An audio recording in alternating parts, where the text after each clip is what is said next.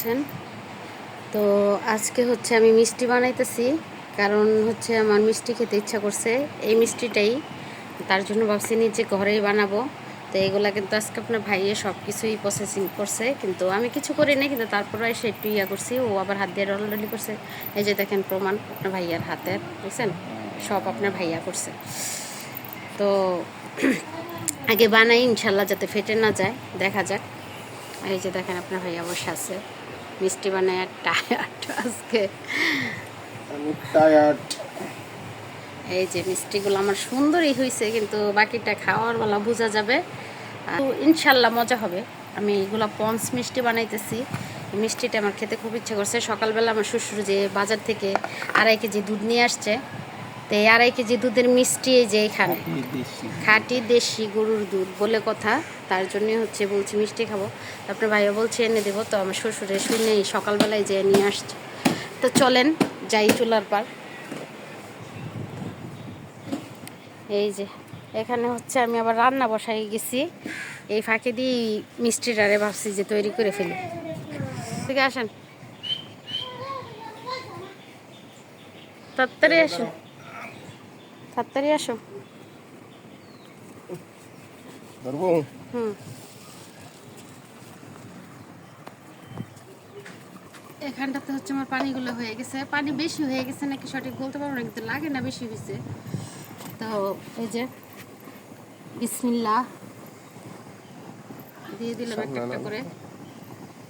এই যে একটু বড় হয়েছে, একটা ছোট হয়েছে, কিন্তু এক সাইজ তো আর হয় নাই, মেয়ে নেই, মানে কখন আর কি তাড়াহুড়ো করতেছিলাম, তো বড়গুলো আগে দিয়ে দিতেছি। এই হচ্ছে আমার মিষ্টির অবস্থা, কিন্তু ইনশাল্লাহ যাই হয়েছে মোটামুটি খারাপ না। এগুলা একটু ফেটে গেছে দুই একটা, যাক, এটা তো আমরাই ঘরেই খাবো, বাহিরে তো আর যাবে না।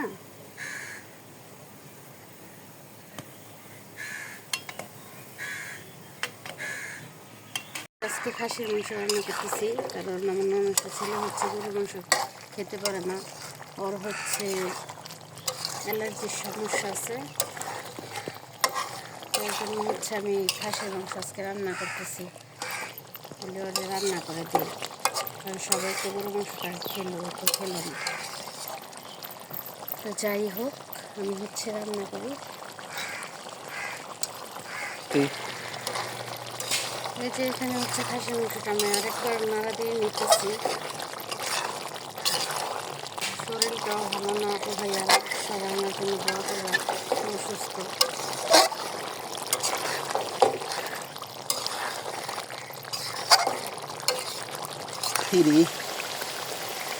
হচ্ছে মাংসগুলো আমার পছন্দ হয়েছে, আমি এখন হচ্ছে একটু রসুন দিয়ে দেবো। রসুন বলতে আস্ত রসুন দিয়ে দেবো, যে এখানে আমি আস্ত রসুন দিয়ে রাখছি। এখন হচ্ছে এগুলোকে দিয়ে দিব।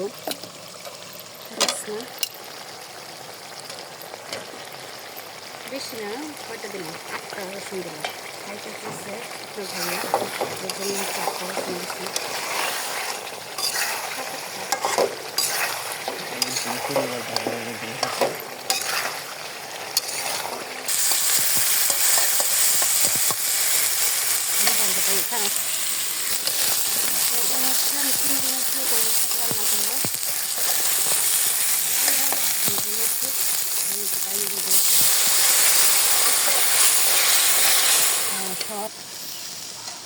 এই যে দেখেন আপনার ভাইয়া হচ্ছে শাক দিয়ে দিছে।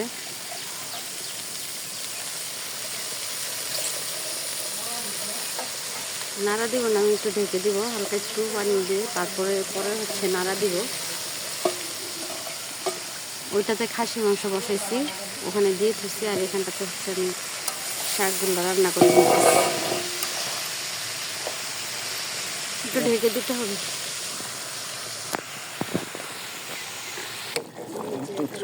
খাসির মাংসটা আর একটু হবে।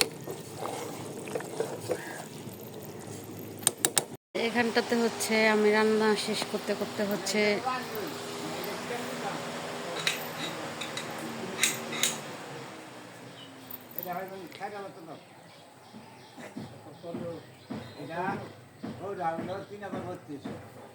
তো হচ্ছে আমি রান্না বান্না শেষ করতে করতে এখানে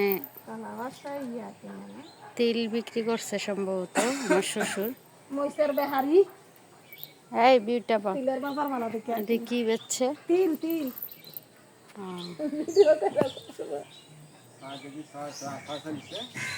আমি এটা নিয়ে হিসাব আমরা বুঝি না না 40 টাকা নি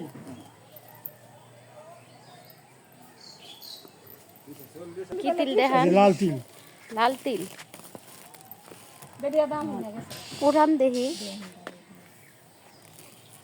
এই যে এখানটাতে হচ্ছে লাল তিল। আমার শ্বশুর সম্ভবত, আমরা সম্ভবত বিক্রি করি না, কিন্তু আমরা তেল ভাঙ্গাই এগুলা দিয়ে খাই, তাই না আব্বা? আমরা তেল ভাঙ্গাই খাই তো বিক্রি করেন?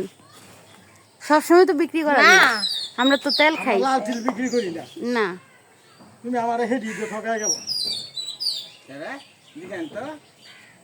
আমরা এখন 6 কেজি তিলে দাম দিবনি, কোন বেড়ায় কোন বেহারি দিতে আরে না না হালা তুমি মন করে কি লাগে আমার নানি রাখনি লই আবো তোমার দেখারো এটা ভালো বেশি, কয়া দিলাম এটা ভালো বেশি, তুমি মন করে কি লাগে এটা না ভালো বেশি, মামু না করে শুন হইতে না, এটা ভালো বেশি। আমার শ্বশুরের টাকা গোনা হইতেছে না। মনে হয়েছে 840 টাকা। ও আচ্ছা, 840 টাকা। কয় কেজি বেচলেন আব্বা? 6 কেজি 6 কেজি ও 6 কেজি। কেজি কত নিলেন? 40 টাকা। এত কম? 140 টাকা কেজি 140 টাকা কেজি? ও ওইটা করে নিয়ে থুয়ে দাও। রোজ দিয়ে একটা বাবা বাসনে বইটা থুয়ে দিই। দি মহস দিয়ে হুগাই তুমি আচ্ছা থাক, আমরা আর বিক্রি করবো না যেতটুকু। তিল এই তোমার জোরদার এখানটাতে হচ্ছে বরকিতে হচ্ছে ঘাস খাচ্ছে। এই যে আমাদের এখানে সব বরকি, কিন্তু এইবার ঈদে হচ্ছে আমার ননাস আমার শ্বশুরের কি তিনটা খাসি বিক্রি করে দিছে এবার।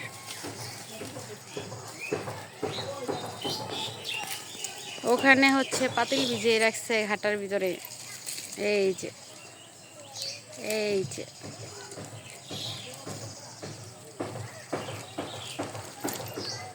এই যে আমাদের হাঁসগুলা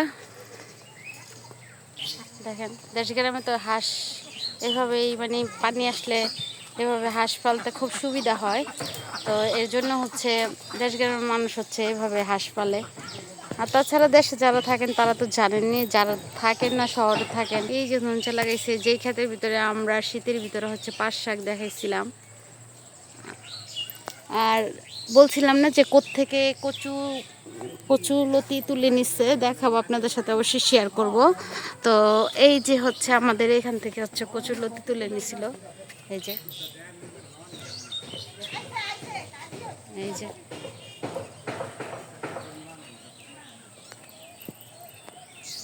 চালাইছে আমার শ্বশুরের অবশেষে আমার শ্বশুর এই তিল বিক্রি করে দিল। প্রথম বলছিল যে বিক্রি করবো না, এখন হচ্ছে বিক্রি করে দিছে। কয় মণ নিলেন এখানে? আরে করব ইয়া 22 কেজি 23 কেজি দিব। 23 কেজি ও আচ্ছা আচ্ছা, আপনি আরো কিনবেন না? হ্যাঁ কাম হইডা ও তিল কিনে ব্যবসা করে না না আজ দিনছে 50 মন, এক গত মাসে উন্ড মনে ইয়া সামনে সামনে তো সব ঘুরে লাগায় উন্ড মনে হইছে। আচ্ছা, তো কেজিতে কত করে নিল এগুলা লালগুলা? লাল লাল 120 টাকা 110 টাকা ও 19 কেজিতে আসে কত? 1900 10 টাকা করে। এই ইয়া করে 1900 18 কেজি দছি 18 কেজি ধরছেন? 18 কেজির বেশি তো। বেশি আছে, এটা দাম জানা, এটা ওই যে মিটারের মাপ, হ্যাঁ, মিটারের মাপ যে এর জন্য। ও আচ্ছা আচ্ছা, তাহলে 19 কেজির দাম হইতেছে 1900 টাকা।